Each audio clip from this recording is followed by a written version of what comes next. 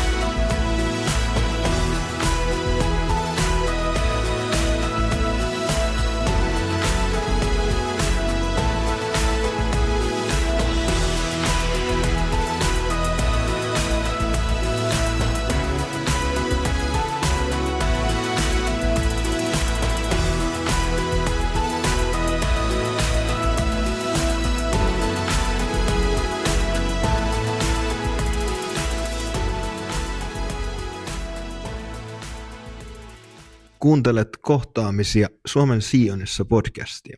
Tämä on ensimmäinen jakso. Lämpimästi tervetuloa mukaan. Voimia, ystävä, voimia. On se kumma, kun välillä on rakastettu olo johdatuksen voimasta.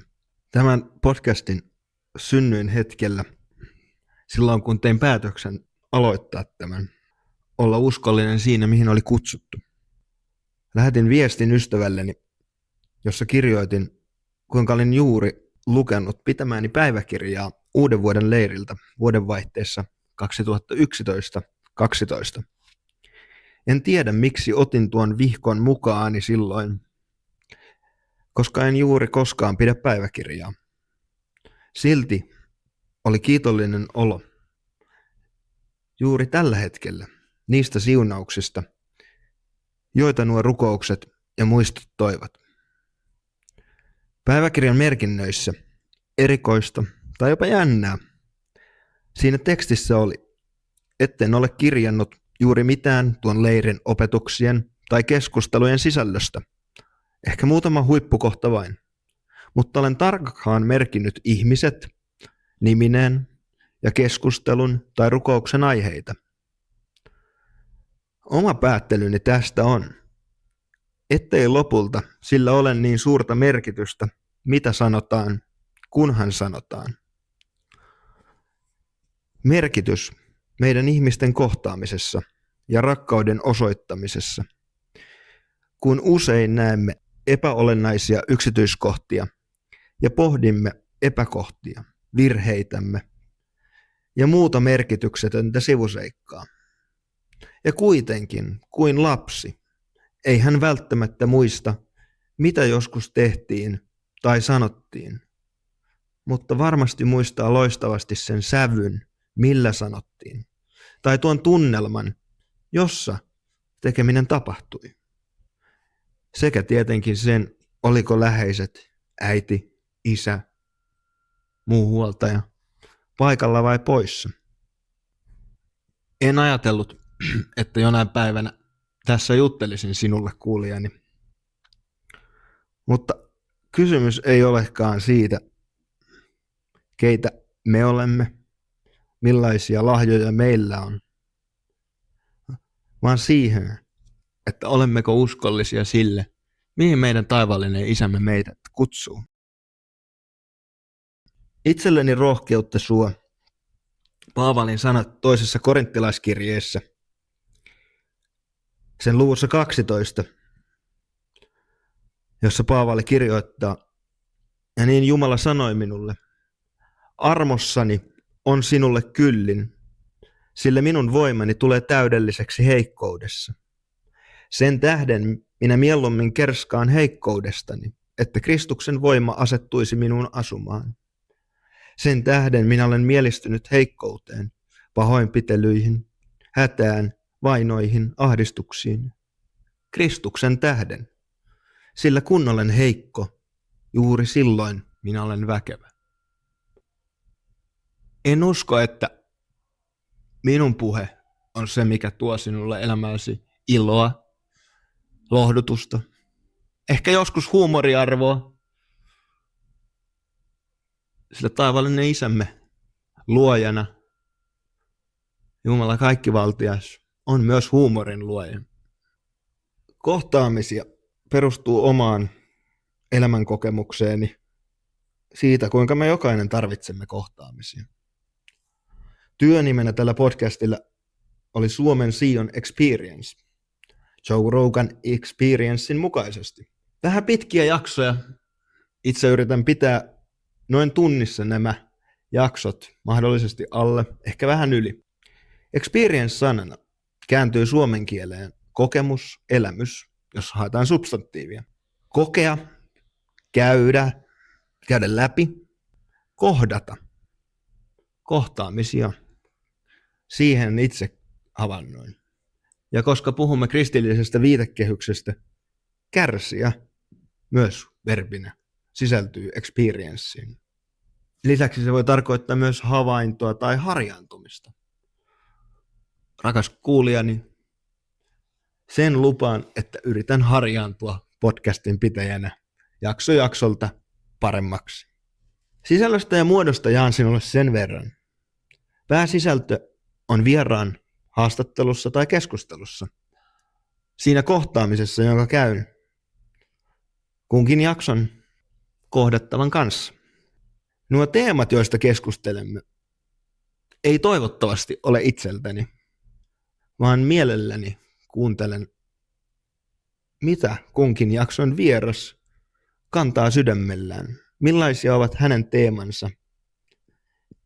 Ja toissijaisesti toivon, että sinä kuulija laitat minulle palautetta, ideoita, kehitysehdotuksia, rohkaisua tai kritiikkiä, jotta voin paremmin palvella tälläkin työkalulla. Uskon kuitenkin siihen, että Jumala johtaa meitä pyhän henkensä välityksellä sanassaan. Ja joskus saattaa olla niin, että saan itse teeman tai aiheen tuolle jaksolle. Lisäksi varoitan sinua, että näissä aluissa, jaksojen lopuissa ja joskus myös välissä voi olla tämmöinen isännän insert. Mutta huumorin yritämme pitää mukana. Yritämme tarjota monipuolisia näkemyksiä ja ennen kaikkea yritämme valottaa sitä, mitä on elää Jumalan valtakunnan todellisuudessa. Siunausta kuunnelijani ja lämpimästi tervetuloa mukaan kuuntelemaan kohtaamisia Suomen Sionissa. Eli jakso 1 käynnistyy ja vieraana meillä on Daniel Miettinen. Ja koska podcastin nimenä on kohtaamisia Suomen Sionissa.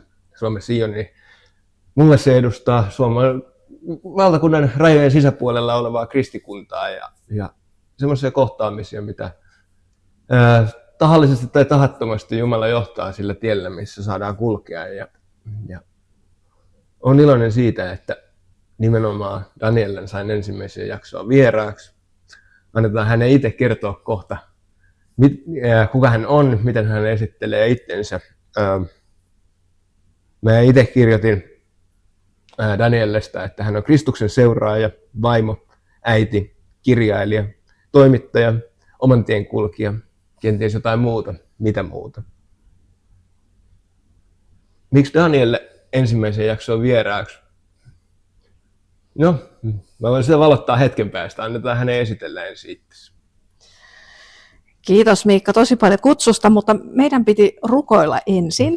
Mitäs jos me otetaan se nyt tähän mukaan, tähän lähetykseen, tämä rukous? Sopii hyvin. Sopisiko semmoinen? Joo. Joo, rakas taivaallinen Isä, me kiitetään ja ylistetään sinua sinun armosta ja uskollisuudesta. Kiitetään Herra, että saadaan olla tässä tänään kohtaamassa toisiamme ja tämän ohjelman kautta kuulijoita. Kiitos Herra, että sinun armosi on ihmeellinen ja sinun ristin evankeliumi tänä päivänä jokaista varten. Rukoillaan Herra, että tämä meidän rupattelu tässä tänään se voisi olla tuottamassa iloa, ehkä vähän lohdutusta, ymmärrystä, uteliaisuutta, ihan mitä tahansa. Semmoistakin, mitä itse ei osata keksiä. Kiitos, että sinä olet rakkaus. Jeesuksen nimessä. Aamen. Aamen. Joo, mä oon just noita kaikkia, mitä sä tuossa äsken sanoit, ja sitten kun sä laitoit siihen, että oman tien kulkija, niin semmoinen mä varmaan tosi paljon on ollut. Ehkä tällä hetkellä mä haluaisin kasvaa vähän enemmän yhteisen tien kulkijaksi. Mä oon ollut aikamoinen individualisti, semmoinen, jonka on ollut ehkä vaikea kokea kuuluvansa joukkoon, vaikea olla niin kuin hyvässä mielessä osa laumaa. Niin ehkä on sillä tavalla nyt niin kuin jotenkin tulemassa enemmän itsekseni, että pystyn enemmän tuntea sitä yhteenkuuluvuutta ja olemaan yhteisen tien kulkija. Ja sitten mä oon myös noiden sun tuossa mainitsemien asioiden lisäksi niin lähetysyhdistys Kylväjän viestintäpäällikkö ollut viime marraskuusta lähtien ja sieltä löytänyt ihanan yhteisön. Mä jotenkin jäin tuossa äsken miettimään, kun sanoit sitä, että on vaikea ehkä ollut sitä yhteisöä. Pohjaako se enemmän siihen, että koet sä itse niin kuin introverttina, vai mistä se nousee, niin kuin, että on halunnut olla ensin niin kuin, tai yleensä niin kuin, ehkä niin, siis siinä kysymyshän on varmaan aika paljon kyvystä liittyä toisiin ihmisiin, kyvystä niin kuin uskoa rakkauteen ja uskoa, että on rakastamisen arvoinen. että ne on enemmän semmoisia niin kuin isoja oman persoonan eheyteen kypsymiseen liittyviä asioita, että jokainenhan me ollaan jo jostain reunasta vähän niin kuin repsottaa, mutta toinen sitten saa sen kätkettyä kaiken näköisten asioiden alle piiloon, näyttää kaikki siltä, että kaikki menee hyvin ja on tehokasta ja sen sellaista, mutta siellä alla voi olla sitten hyvinkin suurta kipua ja semmoista niin kuin yksinäisyyttä ja ties mitä. Ja toisen sitten nämä repsotukset, niin ne näkyy päälle päin vähän enemmän kuin toisten. Että mä oon aika avoimesti kyllä puhunut aina näistä mun omista haasteista. Ja joskus ihmiset aina sanoo, että se on vähän niin kuin yllättävää, että se ei niin kuin kaukaa katsottuna niin näytä siltä, että on semmoisia hankaluuksia kuin on, mutta niinhän se vähän tahtoo olla, että kenen tahansa kanssa, kun juttelee pidempään ja vähän siitä niin kuin se pinta niin kuin alkaa raottumaan sinne sen pinnan alle tai niin kutsuttujen kulissien taakse, niin kyllähän meissä kaikissa on aika monenlaista niin kuin hylkäämisen pelkoa ja kaikenlaisia hankalia tunteita, mitkä sitten tuppaa olemaan just näissä kohtaamisissa vähän siinä välissä, että ennen kuin me ruvetaan keskustelemaan, niin mehän ei tiedetä, mitkä on ollut ne toisen elämänvaiheella olevat traumat vaikka, tai niin. mikä on jotkut sellaiset luonteenpiirteet, mitkä niinku kantaa taakkaa tai kerryttää sitä niinku, myös sitä synnyttää myös itse, niinku, tai sitten on jopa niinku, puhutaan ylisukupolvien niinku, kulkevasta tämmöisestä niinku, kuormasta. Kyllä. Valutetaanko me se sitten omille jälkeläisillemme, niin se on sitten toinen kysymys taas. Pysähdytäänkö siinä? Aivan, se onkin iso ja tärkeä asia. Ja sitten joskushan se on niinkin, että niin kuin se itsensä katsominen jää tekemättä sen takia, että on niin vaikea katsoa sitä, mitä ne omat kivut on aiheuttanut muille. Että ymmärrän senkin, että joku ei jaksa eikä halua pysähtyä siihen. Se jotenkin itse ajattelen, että pitää lähteä siitä, että on ensinnäkin rehellinen itselleen. No, Jumalalla on vähän vaikea, vaan hän tietää kaiken, mutta se, niin kuin, että sen kautta kun on rehellinen itselleen, voi myöntää, että nämä on ne minun virheet, näistä mun pitää tehdä parannusta ja pyytää anteeksi. Sitten taas toisaalta nämä ei ole mun virheitä, että mä voin rukoilla toisen puolesta ja antaa itse anteeksi, jos ne on rikkomuksia omaa persoonaa tai omaa elämää vastaan. Se on ollut. Ei se ole helppo tie aina, mutta sitä on tullut itsekin kuljettua. Joo, se rehellisyys itselle, niin sehän on varmaan kaikkein vaikeinta. Ja tietysti vasta sitten, kun on itselleen rehellinen, niin voi olla niin kuin rehellinen kenellekään muulle. Ja pieni pala kerrallaan, että eihän Jumalakaan onneksi meille läväytä totuuksia niin kuin miten sattuu vasten kasvoja, että hän on armoa ja totuutta, eli hänen totuutensa on aina niin kuin se aina kantaa rakkautta ja hän on loistava annostelija. Me ihmiset aina vähän saatetaan monesti, kun on turhautunut olo, niin vähän pärskähtää sitä totuutta naamalle ikään kuin vähän semmoisella kostavallakin mielellä, mutta Jumalapa ei olekaan onneksi sellainen.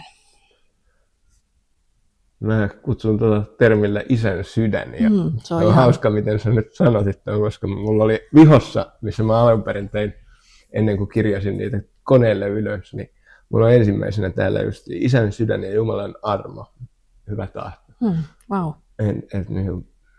Ne oli mulla käsitteinä, niin kuin, miten sä ymmärrät ne, mutta toihan vähän avasi jo sitä, että se mikä yllättää aina uudestaan jotenkin on se, että kuinka hyvä Jumala oikeasti onkaan. Ja se on aina vaan tajuu, kuinka paljon vähemmän siitä ymmärtää niin kuin elämän mittaan.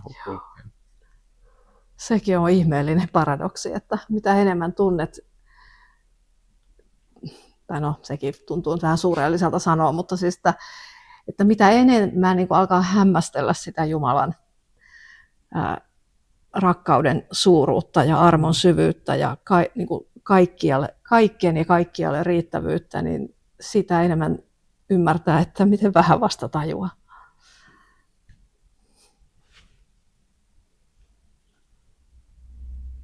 Tuosta puhtaaksi kirjoitetut muistiinpanoon, niin laitoin tuohon, että kirjailija, toimittaja, vaikka olet oman tien kulkija, niin olet kirjoittanut muista. Kaikki ne yleensä perustuu jonkun tarinoihin tai kokemuksiin, ja niistä kerrot kirjoissasi kaiken kaikkiaan 10 kappaletta.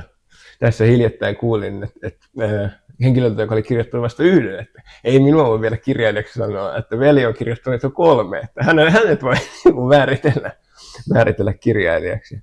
En tiennyt, että siinä menee tämmöinen raja sitten, mutta 10 varmasti on siinä joukossa jo. Mutta nämä kaikki lähtee siitä, että sä kohtaat ne ihmiset ja otat ne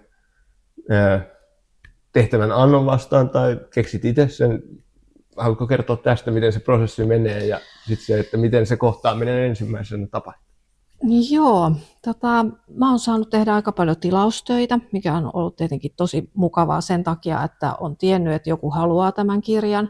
Joku toinen voisi sanoa tietysti niinkin, että se voisi olla ahdistavaa, että täytyy olla se vapaus ja sen täytyy niin kuin sen alkaa kuplia niin kuin itsessä, että ei sitä voi niin kuin jonkun toisen niin kuin motivaation voimasta saada semmoista aikaa, mutta mä oon kyllä ihan tykännyt tehdä niitä ja mä oon kokenut, että usein niinkin, että Jumala on niin kuin myös mua valmistanut niitä kohtaamisia ja niin kuin sitä kutakin työtä varten.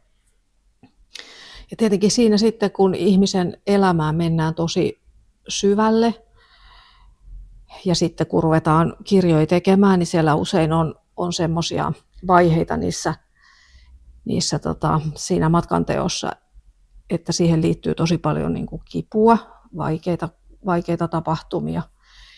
Niin siinä on tietysti aikamoinen vastuu sitten sitä ihmistä kohtaan, että miten niitä asioita siinä nostetaan esille, mitä se sille ihmiselle niin kuin aiheuttaa, kun hän niistä puhuu.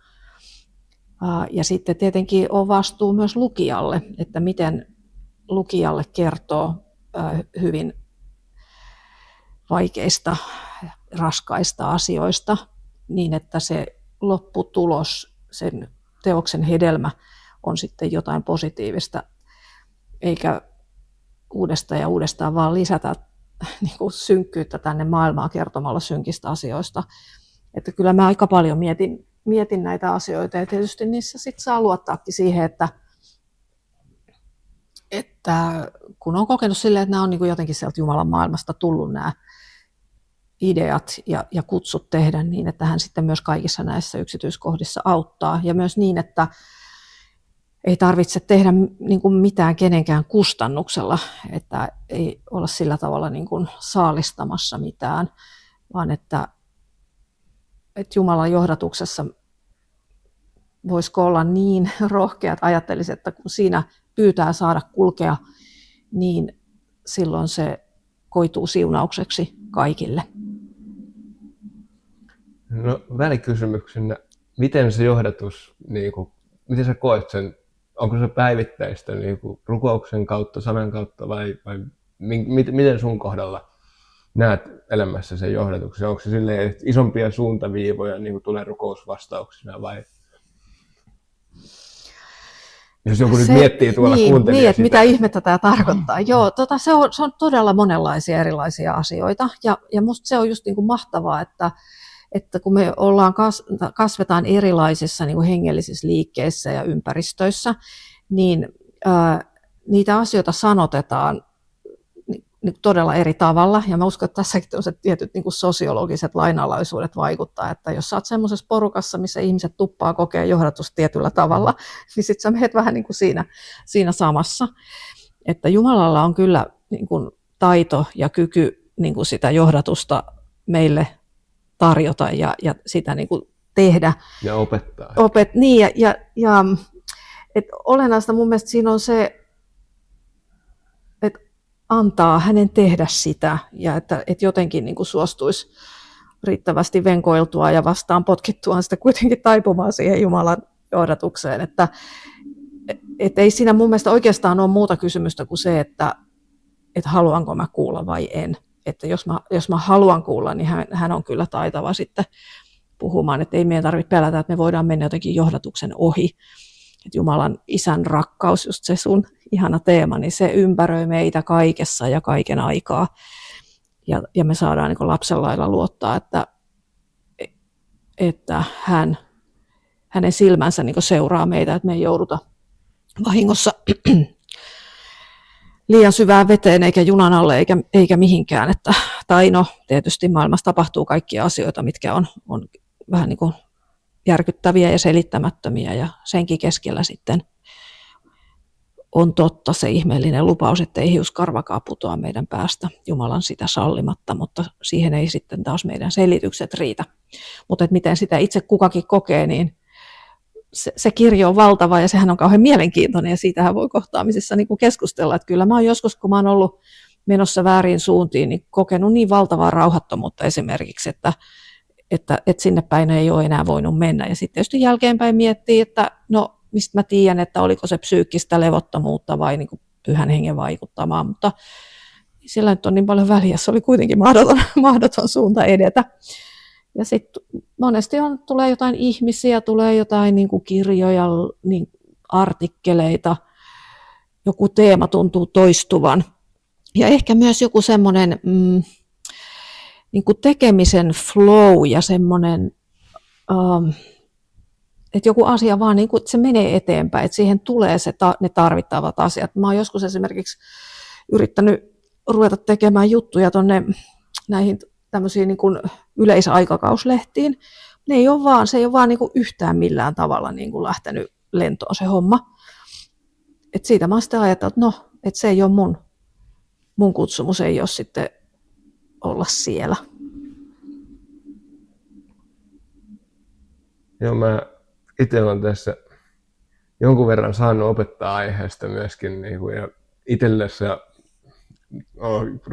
vastauksia on tullut läpi elämän, mutta se, että ne on ollut vähän ehkä irrallisia, eikä ole löytänyt semmoista, niin kuin, että onko tämä nyt se tapa vai että mä osaan erotella ehkä semmoisen, sanotaan 5, mutta se erilaista, niin kuin miten on kokenut rukousvastauksia tai Jumalan puhetta, mutta niin kuin, että silti armossaan hän tarjoaa aina uutta ja opettaa, niin kuin, että kuinka laaja se on. Ja mun mielestä kauneinta ehkä siinä hyvyydessä ja rakkaudessa on niin kuin ollut se, että jopa hänen omansa sanansa Raamatun niin kuin Jumala vahvistaa. Että kun sana sanoo, että vahvistan 2-3 todistuksen tai todistajan kautta asioita, niin kuin, että se on yksi tapa niin kuin siitä johdatukseen, mutta se, että myöskin hänen oma sanansa, niin kuin, että aha, tästäkin nousi taas se ehdottomasti.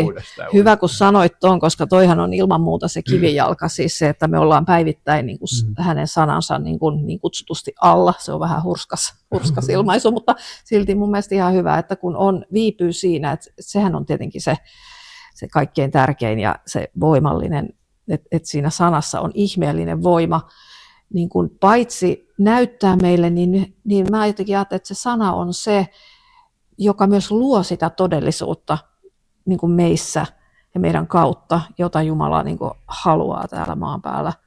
Tai että se niin kuin Jumalan valtakunta tulee, niin se tulee niin kuin sen sanan vaikutuksesta että hän jotenkin ihmeellisesti, se on vähän semmoinen mysteeri, että miten se kaikki tapahtuu, mutta se on todellakin se leipä ja energia. Joo, mä itse sain luettavakseni jossain kohtaa sitten semmoisen kirjan Loren Cunninghamin kirjoittama, tai hänen elämänsä vaiheita siinä oli toinen kirjailija mukana. Jos oikein muistan, niin oliko hänen siskonsa vai veljenvaimo, joo, kuitenkin lähipiiristä. Ja kirjan nimi on Oletko se todella sinä, Jumala? Ja Raamatun omien kokemusteni niin kuin onnistumisten kuin erehdysten kautta, että se on ollut mun mielestä siinä rohkaisevaa ja se on ollut myös omassa, että rohkeammin kertonut niistä, että missä on mennyt tavallaan pieleen asiat. Sen jälkeen kun sen luki ja sen jälkeen tuli tämä vaihe mun elämässä, että jotenkin aina kun kutsuttiin opettamaan, niin se oli joko johdatuksesta tai kutsumuksesta tai sen löytämisestä, rukousvastauksista. Ja se on ollut arvokasta aikaa ja tuossa viereisessä viikossa on edelleenkin muistiinpanot monta aukeamaa niin kuin aiheesta. Niin kuin, mä oon pitkään kirjoittanut jo käsin muistiinpanoja, koska se on semmoinen taito, jonka haluan säilyttää tämän teknologian ajan keskellä, mutta ei puhuta toisten kirjoista. Tuossa sanoit niistä kokemuksista, että ymmärsinkö oikein, että kaikki ne on sitten ollut niin kuin johdatuksesta syntyneitä, nämä 10 kirjaa niin kuin enemmän tai vähemmän. Itselle siis 3 vuotta istuin kristillisdemokraattien puoluehallituksessa Helsingin piirin varapuheenjohtajan roolissa ja tuli sitten tietysti kansanedustaja Päivi Räsäsen tilanne hyvin tutuksi, koska meidän kansanedustajat on yleensä aina läsnä tai saa olla puheen ja läsnäolo-oikeudella kokouksissa mukana ja sitä kautta on saanut oppia tutustumaan ja tuntemaan niin kuin. Ja en muista, onko nyt tuorein vai toiseksi tuorein sulla, tai tuoreimmasta päästä kuitenkin tämä valtakunnan syytetty. Joo, siellä pari kirjaa mä oon tehnyt sen jälkeen muistaakseni, mutta kuitenkin ei siitä niin hirveän montaa vuotta ole. Silloinhan mä sitä tein, kun oli ne oikeusjutut mediassa isosti. Mutta tavallaan toi, missä oli, niin kuin, että nyt kohtalot koskettaa, miten niin kuin rehellisesti niistä pystyy kertomaan silleen lukijalle ymmärrettävästi myöskin, niin kuin, että on nähnyt sitä, että minkälaisia vaiheita siinä Päivinkin tilanteessa on ollut, niin kuin, että odotusta siihen, että milloin se tulee se syyttäjän hakemus sinne seuraavaan oikeusasteeseen ja sitten kuitenkin niin kuin samaan aikaan huomaa sitä rauhaa, että tässä on niin kuin isompi suunnitelma, että Jumala haluaa jollain tavalla kirkastaa omaa suvereniteettiä ja kaikkea sitä niin kuin iloa, surua, ihmettelyä, hämmästystä, mitä siihen mahtuukaan väliin, on saanut havainnoida tässä, niin kuin, en nyt ihan lähipiiristä, mutta aika läheltä kuitenkin. Niin minkälaisia nämä on ollut sitten joko tämän kirjan suhteen tai muiden, kun puhuit niistä, että ne voi olla vaikeita tai koskettavia tilanteita, missä niin kuin henkilön elämästä kirjoitat tai tapahtumista, niin miten sen saa sanototoksi siinä kirjoittamisvaiheessa? Ehkä siitä niin kuin kohtaamisesta siihen prosessiin, miten se syntyy se teksti, niin joo, miten sitä luonnehdit? No se onkin vähän sellainen niin kuin mystinen juttu, että miten se aina tapahtuu. Et siinä tietysti täytyy olla valtavasti sitä intuitioa, että kun niin kuin ihmiset puhuu paljon ja sitä voi niin kuin johdatella sitä keskustelua ja sitä kyselemistä niin kuin todella moneen suuntaan, että mikä siinä on olennaista, mikä siinä on kiinnostavaa ja just se, että mikä on sitten niin kuin kiinnostavan ja tärkeän keskinäinen suhde, miten paljon annetaan tilaa tähän niin kuin kontekstiin liittyvälle faktalle, miten paljon pyritään niin kuin koskettamaan tunteita, niin se on semmoinen kokonaisuus, joka eihän sitä tietyllä tavalla niin kuin päätä, vaan se vaan jotenkin intuitiivisesti niin kuin ne valinnat sitten tapahtuu. Ja kyllä se tietysti täytyy niin olla, että siinä on joku semmoinen itselle niin kuin elävä,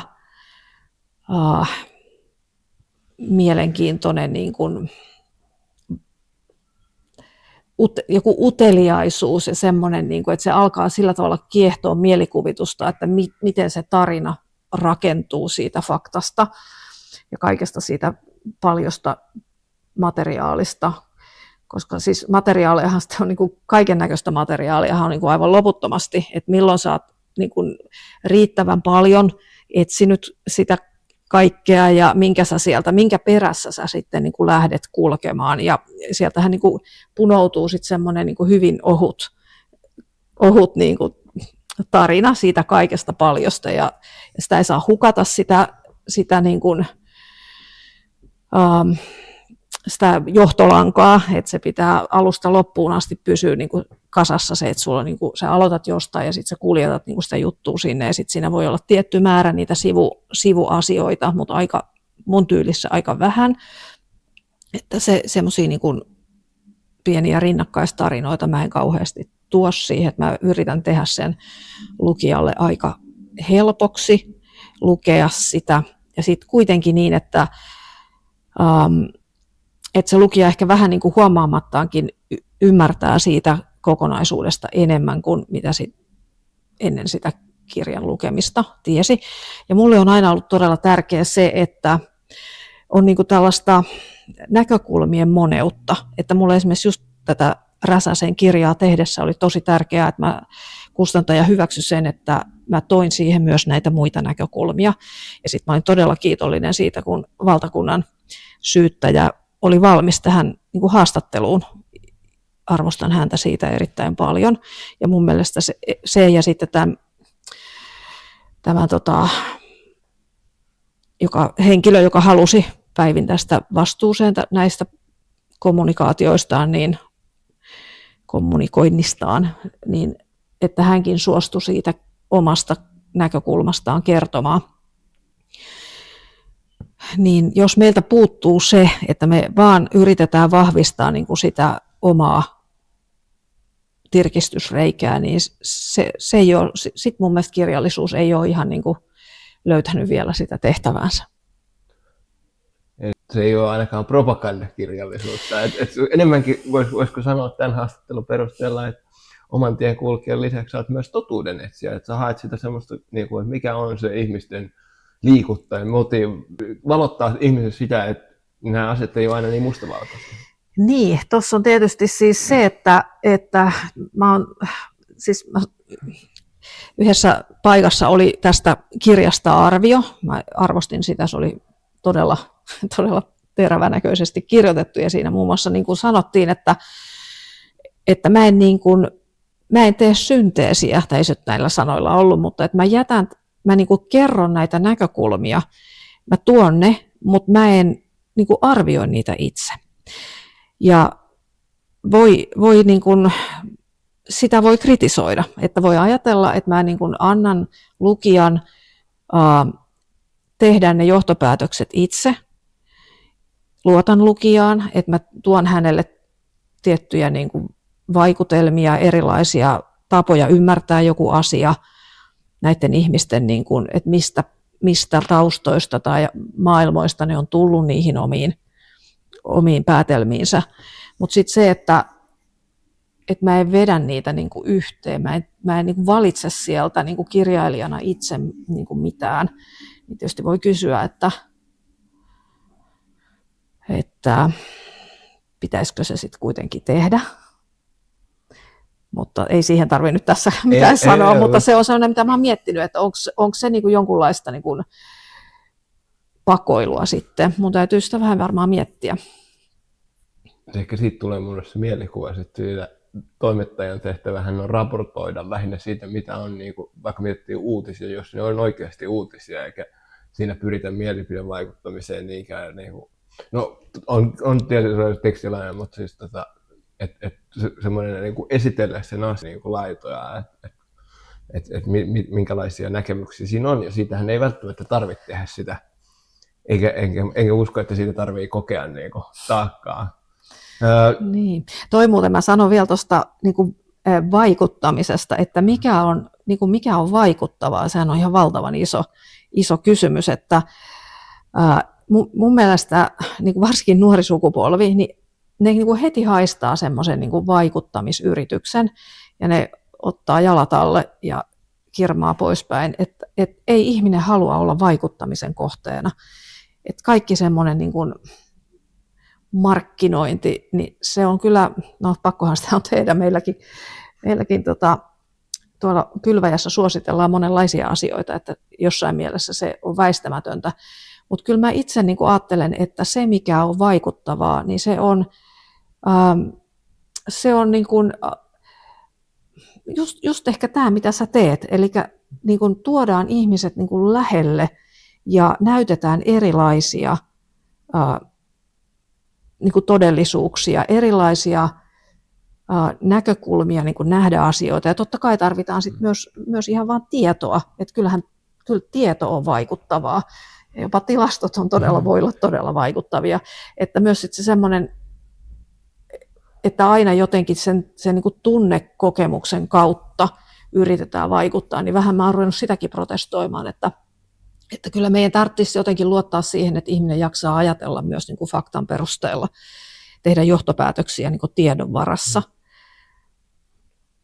Tässä hiljattain kävi YouTubessa keskustelua aiheesta, nykypäivän informaatiotulvan suhteen, että tosi monet meistä, varsinkin ne aiheet, mitkä ei ole silleen ihan sydämellä tai kosketa lähipiiriä, niin meillä on valtavasti aihepiirejä, mistä meillä on paljon niin kuin sitä informaatiota, semmoista niin kuin mututuntumaa tai mututietoa, ja sitten sain olla siinäkin keskustelussa joitakin käsityksiä niin kuin oikomassa, että no ei se ihan näin yksinkertainen ole, tai että tässäkin on niin kuin useampi kulma tähän aiheeseen, ja että tämä on niin kuin haastavaa, että jos niin kuin meidän elämä koko ajan lisääntyvät teknologiaa, ja en tiedä onko ihminen tekee tekemälläkin vähän kiirettä tänä päivänä, niin sitä kautta tulee se, että sitten ei ole enää samalla tavalla, että jos miettii vuosisatoja takaperin, että vaan varakkaimmilla oli varaa kirjoihin, ja sitten jossain vaiheessa niitä tuli koteihin ja niitä oli jonkun verran, mutta semmoisia vähän syventäviä näkökulmia, ja missä pysähdytään siihen hetkeksi, niin niitä on vähemmän ehkä sitten. Tuossa ymmärrän kyllä, että Päivin kirjassa niin siinä on useampi niin kuin, mukana siinä prosessissa, ja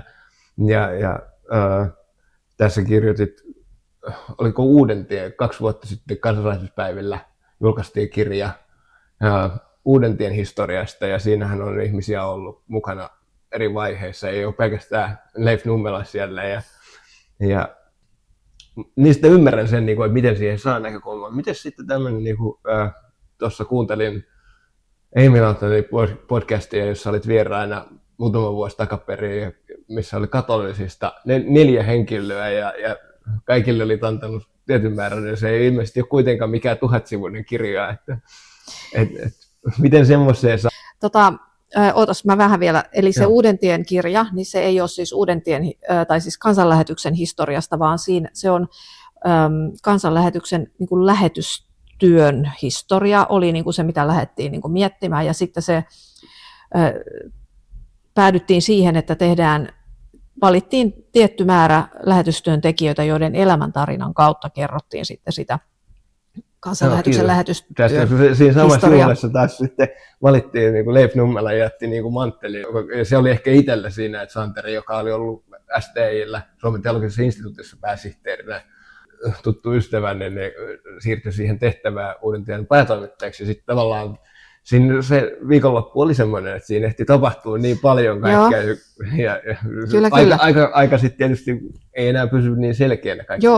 Joo, ja sitten se Isät-kirja, niin se kertoi tosiaan niin kuin eri mantereilta Suomeen tulleista katolisista papeista, ja yksi heistä oli tämä suomalainen Oskari Juurikkala. Niin kysyitkö sitä, että miten niissä saa sitä eri henkilöitä, että tietty sivumäärä oli kuitenkin käytettävissä, niin, ja haluat kerroa tässä, että eri niin lähettäjän kaari oli siinä.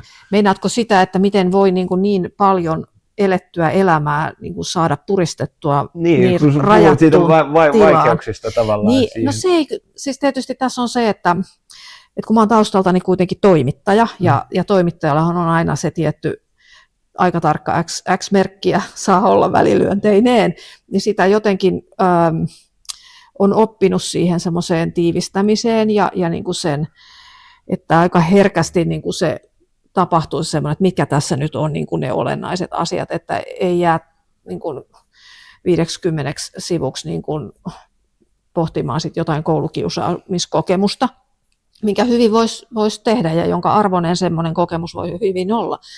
Mutta siinä vaan täytyy niin kuin katsoa sitä aika funktionalistisesti sitä kustantajan toivomaa sivumäärää, ja sitten se vaan jaetaan niin kuin mielessä niin kuin eri niin kuin ihmisille ja heidän ihmisten eri elämänvaiheille, ja eihän se muuten, mulla on ollut niin kiireiset, tai siis niin vähän ollut aina aikaakin, kun näitä tilaustöitä on ottanut vastaan, että jos 4 kuukaudessa tekee kirjan, niin kyllähän siinä tietysti sitten on niinkin, että eihän se voi loppujen lopuksi olla niin kuin hirveän paljon enemmän kuin joku yksi pitkä haastattelu, kun jos jotain tuommoista elämäkertaa saatetaan tehdä 10 vuotta yhdestä ihmisestä, ja sit mä teen kirjan 4 kuukaudessa niin kuin 10 ihmisestä tai 7 ihmisestä, niin pakkohan sen on ymmärtää, että onhan ne ihan toisenlaisia prosesseja myös niin kuin tehdä, että kyllä kun mitä enemmän käytetään aikaa, sitä niin kuin pitkäkestoisemmin merkityksellistä niin kuin kirjallisuutta saadaan aikaan. Noin, no tämäkin nyt on tämmöinen vähän, ei ihan tarkka heitto, mutta sitten tietysti, että mun niin kuin tavoite on myös ollut aina se, että niitä kirjoja luetaan. Että jos se on sitten taas joku hirveän paksu teos hirveän monista yksityiskohdista, niin sitten se voi olla, että se on historian tutkimuksen kannalta arvokas dokumentti ja kooste, mutta kuinka moni sen sitten lopulta lukee. Että mun ehkä yksi uran kohokohta on ollut se, kun mun mieheni sukulainen kertoi, että hän oli nähnyt Turun Sanomissa sellaisen valokuvan, se ei liittynyt mitenkään tähän asiaan, mutta siis siinä oli juttu vangista ja hänen sellistään. Ja siinä kuvassa oli semmoinen pikkuinen kirjahyllyn pätkä siellä sellin seinällä ja siellä oli ollut 2 mun kirjaa siellä hyllyssä. Niin silloin mä ajattelin, että kiitos Jeesus. Jotain tehnyt oikeinkin tässä. Se on palkitsevaa varmasti. Just niin. No sitten nämä monet kohtaamiset, niissä täytyy aina pysähtyä välillä. Ja olisin kysynyt, että mitä sulle tarkoittaa läsnäolon taito tai läsnäolemisen taito. Ja tähän oikeastaan niin kuin valotan tätä sillä ajatuksella, että olen pohtinut paljon sitä, että meillä on sitä sitkun elämää. Tai sitten jos olisi käynyt niin, että joko me eletään sitä, että havitellaan aina tulevaa tai sitten tätä niin kuin mennyttä aikaa ja muistellaan vaan sitä, että kun silloin oli paremmin ja silloin tapahtui näin ja voi kun pääsisi niihin päiviin takaisin. Miten sä ymmärrät niin kuin nyt hetken löytämisen, sen, että niin kuin elämä tapahtuu tässä ja nyt, että ainoa hetki, johon me voidaan vaikuttaa, on tämä tässä hetkessä, tässä tilanteessa oleminen ja eläminen. Mitä se tarkoittaa sulle? Niin kuin, mä kutsun sitä nimellä läsnäolon taitoa. Tämä on mun elämäni yksi suurimpia vaikeuksia ja haasteita ollut, mutta mä olen nyt Jumalan kiitos tullut siitä tietoiseksi. Ja mun taitoni, kykyni, tai sanotaan, mä ei missään nimessä valitakaan sanaa taito, vaan kyky siihen läsnäoloon, niin se alkaa pikkuhiljaa vahvistua. Ja sehän on ihan, niin kuin tulee turvallisuuden kokemisesta, että voi olla kaikessa rauhassa oma itsensä ja löytää sitä identiteettiä, mikä ei ole sidottu tekemiseen, ei onnistumiseen, suorittamiseen, ei niin kuin semmoiseen, että yrittää tarjoilla itseään itselleen ja toisille ihmisille jonkunlaisena niin kuin itsen ihannekuvana, peittää niin kuin semmoisia rosoja ja asioita, joita ei haluaisi, että itsessä on. Kun pääsee semmoiseen luottamukseen, että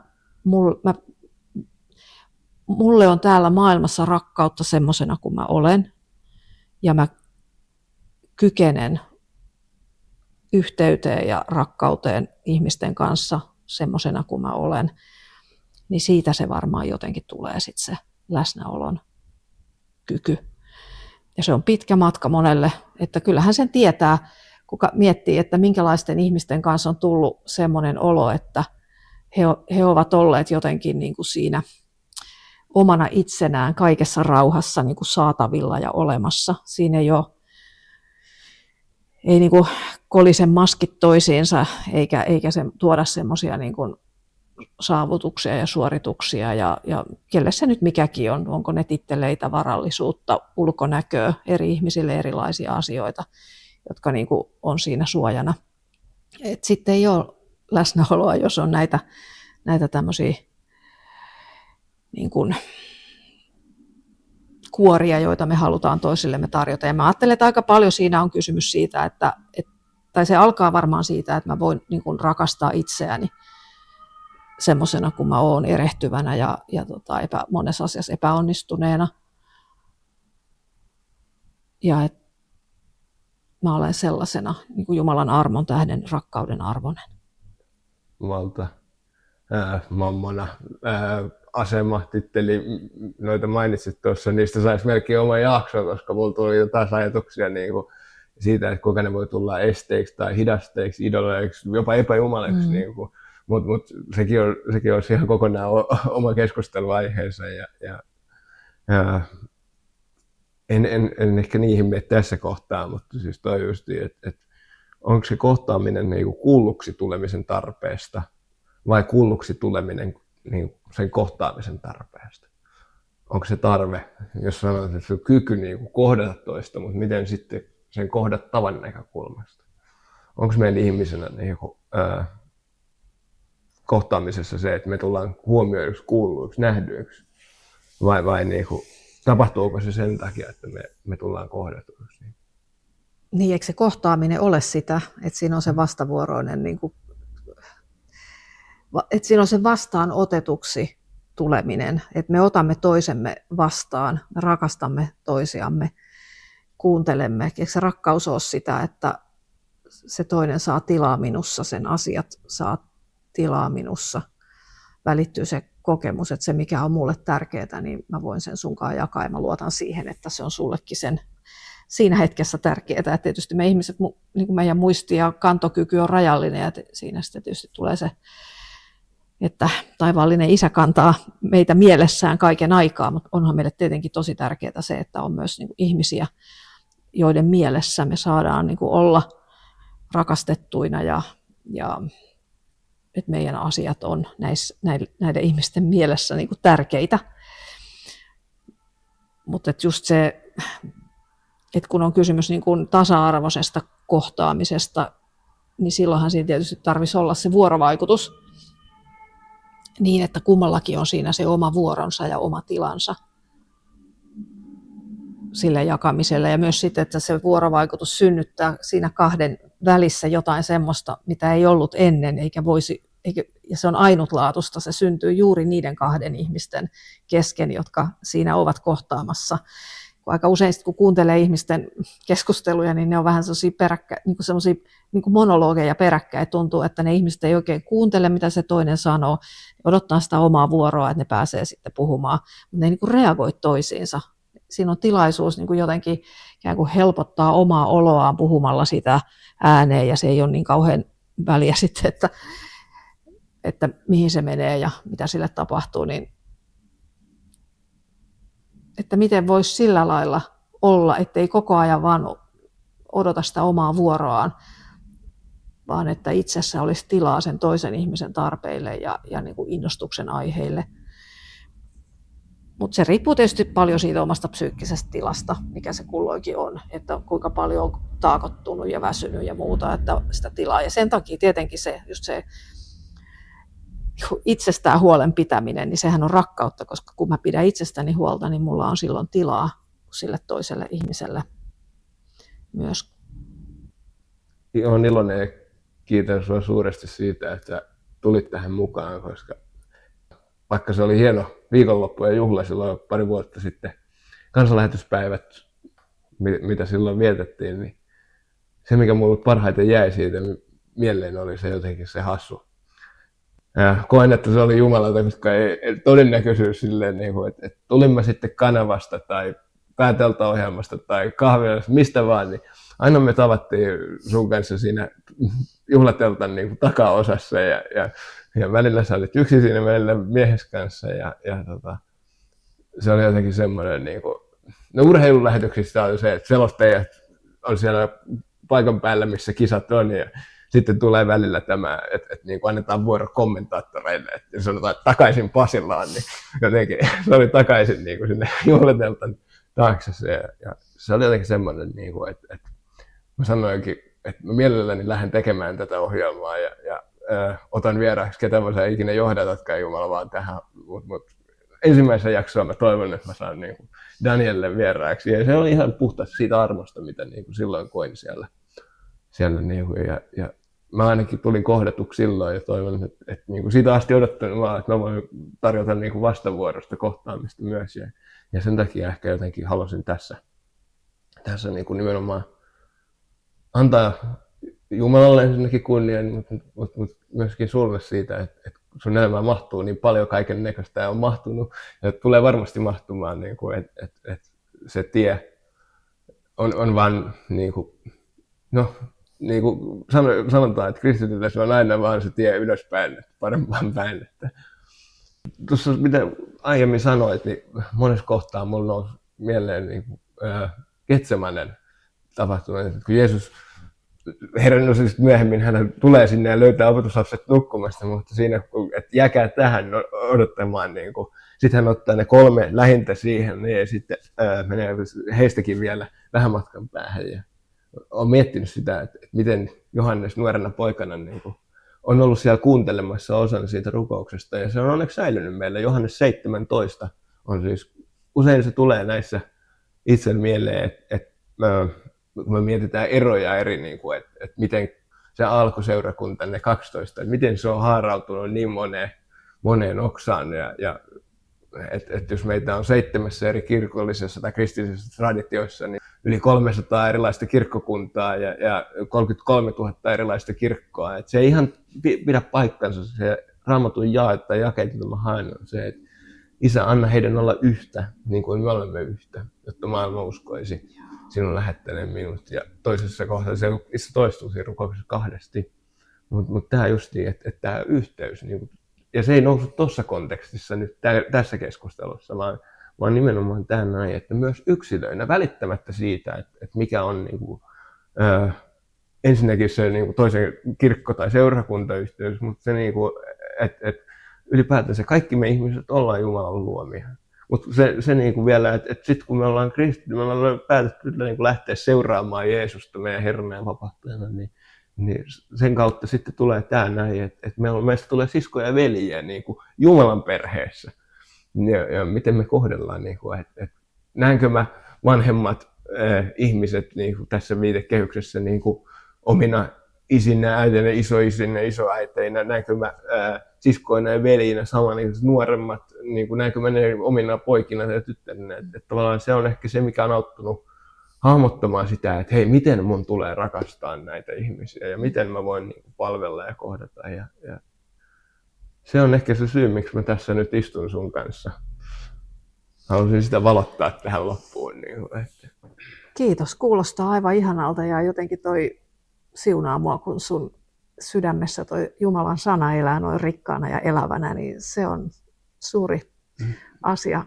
Kaikkialla, missä sä palvelet, niin se nousee niin kuin siitä aarteesta. Se on meidän paras niin kuin lahja oikeastaan, mitä että ne vaikeimmatkin kohdat, helpoimmat, ymmärrettävimmät, niin ne historialliset, runolliset, mitä kaikkea siinä runsauden aarreaitassa onkaan. Niin mä kutsun sitä, että se on Isän rakkauskirje meille luoduille. Että niin kuin Jumala ilmoitti siinä sen, että mikä on olennaista, mikä on keskeistä, mikä on niin kuin se, mitä hän haluaa välittää ihmiselle. Ja siinä on pelastushistoria, mutta siinä on myös muutakin. Ja hän kertoo itsestään, hän kertoo meidän elämästä ja miten meidän tulee tehdä ja elää. Niin siinä on niin kuin suurta siunausta, jos jotakuta niin kuin yhtään rohkaisen, niin jos voin rohkaista, niin avaa jostain kohdasta ja tutustu. Niin kuin, ota säännölliseksi, jos sulla jonkun verran tunnet, niin kuin, että lue sitä sun omaksi vahvistukseksi, sun omaksi kasvuksi, iloksi. Se on suurta armoa ja siunausta ja niin ne haastavat kohdat, mitkä on meille ojennuksena ja välillä nuhteeksi, mutta niin myös ne, mitkä auttaa ja ohjaa meitä oikeanlaiseen elämään. Niin sen haluan jättää sinulle kuuntelijani. Onko sulla jotain tähän loppuun? No, mä kiitän lämpimästi kutsusta. Oli kiva hetki meillä täällä kohdata, olla läsnä toisillemme. Kiitos. Kuuntelit juuri ensimmäisen jakson kohtaamisia podcastista. Toivon ja rukoilen, että se ravitsee myös sinua. Ja en edelleenkään ajattele, etteikö olisi tärkeää kohtaamiset, jopa tärkeämpää kuin tämän radio-ohjelman tuottaminen. Siksipä rukoukseni on, että voin rohkein mielin kaikella Jumalan antamalla rakkaudella ja viisaudella palvella sinua kuulijani. niin tässä hetkessä podcastin kautta kuin kasvatusten tapahtuvissa kohtaamisissa. Siunausta arkeessa.